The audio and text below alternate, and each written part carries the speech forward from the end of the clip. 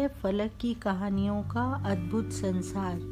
कहानियाँ जिनमें हम लिखते हैं खुद को। मैं हूँ पिंकी नारंग और आज आपको सुना रही हूँ अपनी ही लिखी एक कहानी जिसका शीर्षक है लिव इन। आज फिर माँ का फ़ोन आया। वही पुराना राग, शादी कब करनी है, शादी कब करनी है।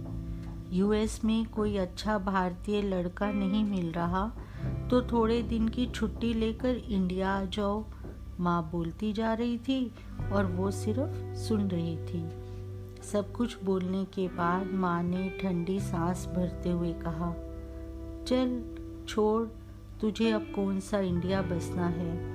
कोई अंग्रेज़ पसंद हो तो उसी से कर ले शादी, पर शादी ही करियो बन्नो। शादी से पहले एक साथ एक ही घर में, क्या कहते हैं उसे, इन लिव। नहीं माँ, उसे लिव इन कहते हैं। बुराई क्या है इसमें। अब तो इंडिया में भी इस कॉन्सेप्ट का चलन हो गया है। अगर दोनों में ना बने तो बाद में भी तो अलग हो जाते हैं। फिर पहले ये भी क्या बात हुई। माँ गुस्से में बोलने लगी। विवाह ना हुआ, कोई सामान हो गया, जब तक पसंद आया रखो, नहीं तो बाहर निकाल दिया।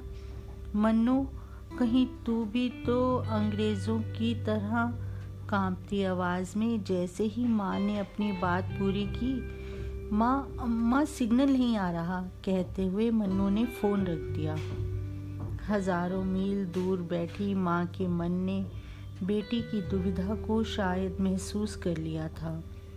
मन्नू अंग्रेज़ विल्सन के साथ 5 महीने से लिव इन में रह रही थी। यूएस में तो यही शगल है, पहले इकट्ठे रहो, जमती है तो शादी कर लो, नहीं तो अपने अपने रास्ते।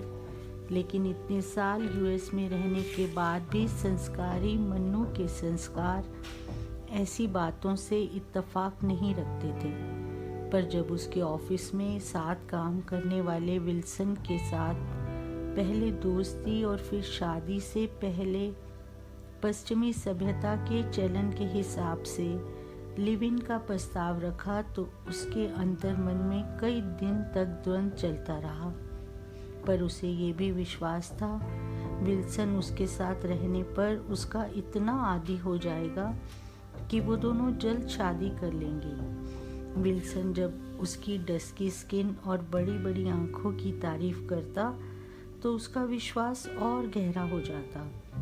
पर कल जब उसने विल्सन से शादी के लिए कहा तो वो बिना बताए कहीं चला गया था। मन्नू अपने आप को कोस रही थी। एक बार को माँ और बाबूजी विल्सन को तो एक्सेप्ट कर भी लेते, पर विल्सन के प्यार में आकर जो गलती वो कर चुकी है उसे कैसे। सुबह सुबह डोरबेल की आवाज़ सुनकर जैसे ही उसने दरवाज़ा खोला, सामने विल्सन को देखकर हैरान हो गई। उसके हाथों में बड़ा सा गुलाब के फूलों का बुके था। घुटनों के बल बैठकर मन्नू का हाथ पकड़कर कहने लगा, विल यू मैरी मी।